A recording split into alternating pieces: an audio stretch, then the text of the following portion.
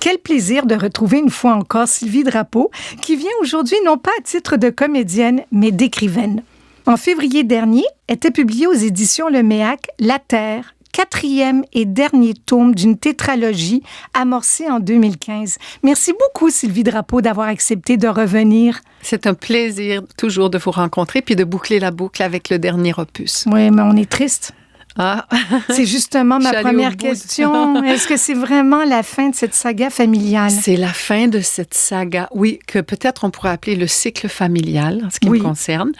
Mais je ne sais même pas, moi, Sylvie, si je vais réécrire un jour, mais je suis fière d'avoir osé écrire, appelons ça, si vous voulez, la tétralogie du fleuve. Oui, j'avais raison d'être fière. C'est tellement beau. Parce que ça m'a pris tant d'années avant d'oser. Ce rêve de jeunesse, en fait, c'est à 14 ans que je disais je vais être écrivaine. Mais il faut oser un moment donné, puis je l'ai fait. Mais vous ne trouvez pas que c'est paradoxal, Sylvie Drapeau, vous, la personne si discrète, si pudique dans votre vie privée, est là de proposer 4 récits sur votre famille? Moi, j'en suis la première étonnée. Quelqu'un m'aurait dit ça lorsque j'étais jeune actrice. Et je me souviens, dans mes livres, je parle de la noyade de mon frère, mais je me souviens, jeune actrice, il y avait eu pas la route des vacances, mais une émission comme ça, un papier, je crois, dans la presse, qui voulait faire les artistes et leur coin de pays. Puis ils voulaient qu'on fasse des photos, que je sorte de mes archives personnelles, des photos de ma famille au bord du fleuve. Et ça m'avait rendue malade. J'avais dit à mon agente de l'époque, non, je peux pas faire ça, c'est trop intime. Et à partir de là, on avait établi vraiment une barrière de protection. Et donc, je faisais aucune entrevue personnelle. Vous savez, les trucs qui veulent savoir notre vie, c'était pas pour moi. Puis ça s'est fait comme ça. Puis tranquillement, ils ont compris, ces journaux-là, puis ils se sont jamais plus adressés à moi. C'était comme établi dans ma carrière d'actrice que Sylvie parle pas de sa vie privée. C'est tout. Et puis là, j'écris sur la saga de ma famille. Mais quel a été l'élément déclencheur, alors, cette fois-ci, pour vous lancer? Parce que ça a commencé en 2015. Oui, lorsque j'ai commencé. Je savais que j'écrirais l'histoire de Roch, mais je savais pas à quel point je nous y dévoilerais. Ça, je le savais pas. C'est l'écriture qui a eu ses exigences. L'écriture appelle quelque chose et on l'écoute ou on l'écoute pas. Mais malgré ça, je trouve que c'est quand même très pudique. Je me sens bien davantage tout nu, mettons, sur scène. Je comprends pas cette expression lorsqu'on dit qu'on se cache derrière les personnages. On est tellement nous-mêmes. On est tellement toutes ces facettes de nous qu'on va puiser pour nourrir le personnage. Dieu merci, je suis pas aussi chargée qu'Agrippine, mais mon Agrippine, chez Britannicus, est tout de même faite de ma propre matière. De ma propre révolte, colère. Donc, je me sens très impudique sur scène. Et à mon point de vue, même s'il s'agit dans mes livres de l'histoire de ma famille, c'est pudique. Mais vous auriez dit ça à la jeune Sylvie, qu'un jour elle écrirait au sujet de sa famille, je vous aurais pas cru. Mais par respect pour votre famille, étant donné que vous y parlez de vos 2 frères. Oui. Et de vos sœurs, est-ce que vous leur avez fait lire avant de publier? Bien sûr. Et si ils et elles vous avaient dit non, tu vas trop loin, est-ce que vous auriez remis en question la publication de vos livres? En fait, ça a déjà eu lieu parce qu'à l'origine, tout ça, c'était des chapitres. Oui, ces 4 petits livres étaient des chapitres. Et j'avais fait la lecture à 2 de mes sœurs des 3 premiers chapitres. Pendant le 3e, ma plus jeune sœur s'était levée, elle était partie. Elle trouvait ça trop. Et c'est là que j'ai décidé de les sortir un à la fois. Je me suis dit, ça, c'est trop. C'est trop pour la famille, mais aussi c'est trop pour moi. Je suis novice, allons-y tout doucement. Et c'est comme ça que j'ai peaufiné chacun des chapitres, chacun un petit livre. C'est devenu 4 livres. Puis comme ça, je pense que c'était plus respectueux pour ma famille. Mais dans mes livres, les personnages principaux sont morts. Et donc, ils sont très heureux que je parle d'eux. Ils n'ont pas de problème avec ça. Et donc, les vivants sont en figuration. Et c'est ma façon d'être respectueuse. Mais je sens qu'il y a beaucoup de respect puis beaucoup d'amour dans mes livres à leur égard. Tu sais, même si je parle du personnage du père, mon papa est décédé, donc ça m'a permis d'élaborer sur ce personnage. Mais même si c'est cru, c'est dur parfois, c'est quand même sous-tendu par énormément d'amour. On sent que malgré tout, malgré cette sévérité du père, vous l'avez aimé profondément. Oui.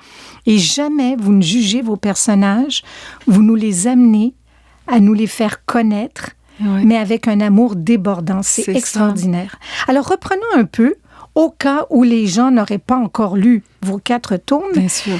Est-ce que, premièrement, comme vous êtes natif de Bécomo, vous y retournez à l'occasion? Est-ce que vous avez encore de la famille Oui, là-bas? récemment, j'y ai joué L'Homme-éléphant.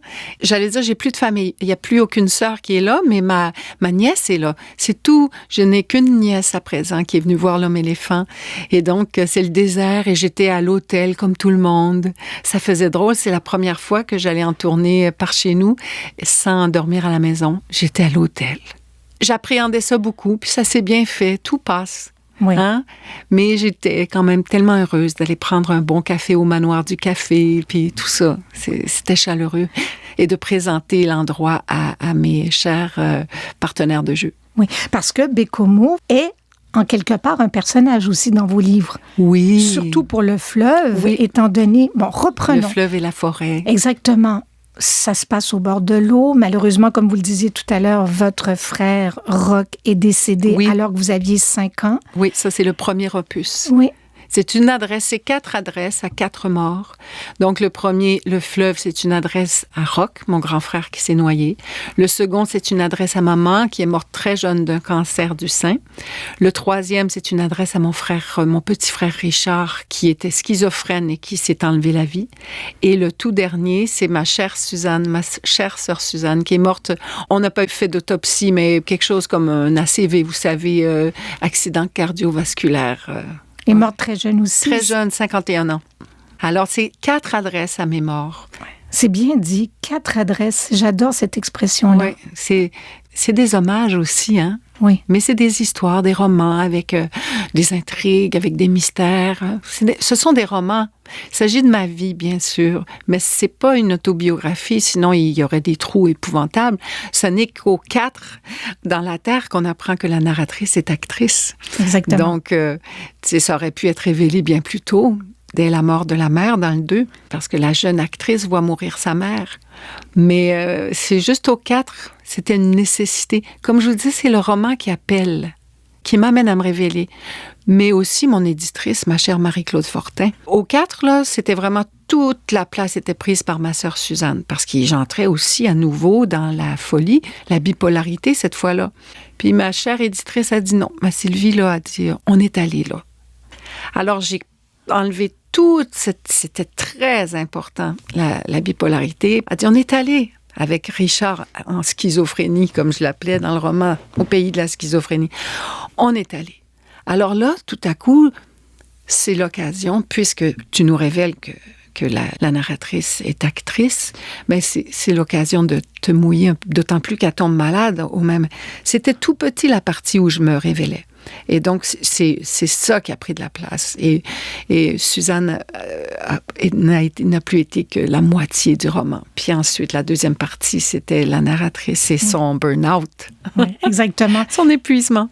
Est-ce que la lecture, c'est la lecture qui vous a amené à l'écriture? J'ai toujours été amoureuse des mots. Donc, à 14 ans, quand j'ai dit je vais être écrivaine, quand on me demandait pourquoi tu t'en vas en lettres au cégep, qu'est-ce que tu vas faire de ta vie, c'est parce que j'étais déjà fascinée par les mots, oui, leur pouvoir. Tout de suite, dès que j'ai commencé à lire, je suis devenue boulimique de lecture. Toutes les séries de jeunesse, je les ai toutes parcourues. C'était jamais assez. Angélique, c'était 19 volumes. J'ai tout. Je passais à travers ça sans problème. Quel bonheur. Et donc, c'est ce qui me fascinait le plus. Je faisais du ballet classique, mais j'ai jamais pensé que ça serait ça mon avenir. J'ai toujours pensé que ça serait en relation avec les mots. Comme actrice, j'ai appris à écrire. Parce que comme actrice, j'ai travaillé avec les plus grands auteurs, je dis avec, comme s'ils avaient été présents. Mais à partir des plus grands auteurs, les mots des auteurs, je les ai incarnés, je les ai fait miens. Et c'est devenu mon école d'écriture, bien sûr, et celle de la lecture, tout simplement. Quand on aime lire, on peut écrire. Oui. En ce moment, vous jouez dans Britannicus. Oui. On le sait que d'être comédienne, c'est travailler en équipe. Oui. Alors que écrire se fait en silence. C'est magnifique. Est-ce que vous avez besoin des deux, Sylvie Drapeau? Complètement, complètement.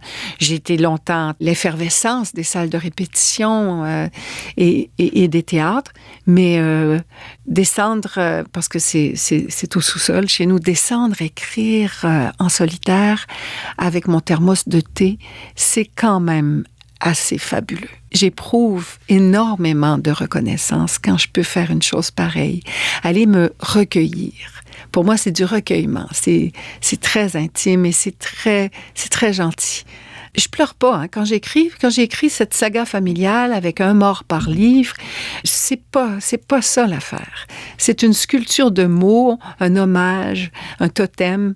C'est pas, y a rien là-dedans qui ressemble, je sais pas moi, à une thérapie ou c'est vraiment une œuvre d'art pour moi. Je m'en vais créer à partir d'un sujet connu, bien sûr. Mais je m'en vais composer des phrases. Mais est-ce que ça vous a libéré quand même de quelque chose, d'écrire ces 4 livres-là? Je sais pas. OK. Sincèrement, je sais pas. Peut-être le saurais-je un jour. Peut-être avec un recul, éventuellement, je pourrais dire ce que ça m'a fait. C'est juste avec le recul que je peux dire, que je peux reconnaître la jeune fille de 14 ans qui n'était pas farfelue, qui n'était pas née en l'air, qui n'était pas prétentieuse d'oser pas dire ça, je serais écrivaine. Qu'est-ce qu'elle dit, la jeune à Bécomo? Qu'est-ce qu'elle vient de nous dire? Mais maintenant, des années plus tard, puis ça n'est qu'avec le recul aussi que je comprends que j'ai appris à écrire en jouant les grands auteurs. C'est fabuleux, le recul. Vous dites aussi, Sylvie Drapeau, et je me permets de vous citer, au moment du décès de votre sœur Suzanne, « C'est en faisant le deuil de toi que j'ai entrepris le voyage de ma reconstruction. Je nous souhaite à nous aussi, Sylvie Drapeau, avoir une telle portée avec nos morts. » Oui, c'est important. Les deuils, c'est beau, c'est profond. On pleure beaucoup, on souffre, mais ou on a du chagrin. Mais c'est très porteur. Après, on fait peut-être plus attention aux vivants, puis à soi-même. Et puis, on a conscience du côté éphémère de l'existence. Alors, on profite des toutes petites choses, de la présence, de votre présence ici en ce moment, du moment présent, tant célébré et dont on parle tellement. Mais moi, j'ai quand même un petit deuil à avoir lu La Terre, votre dernier opus de cette magnifique tétralogie qui est remplie de tendresse et d'amour pour tous les membres de votre famille.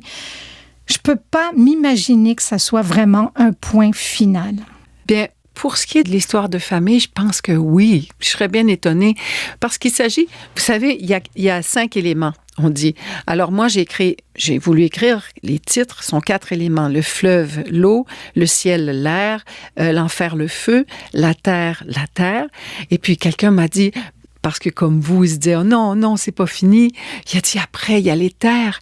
Je sais bien qu'il y a l'éther, mais j'ai pas la compétence pour parler de l'éther. Il faudrait que je sois visitée par la grâce pour oser écrire l'éther, mais je sais pas quoi écrire. Là, Sylvie Drapeau, en attendant, on incite les gens à lire Le fleuve, le ciel, l'enfer, la terre, qui peuvent se lire de manière indépendante. Oui. On continue de vous voir au théâtre, bien entendu. Merci. Et je vous dis à très bientôt. Merci beaucoup.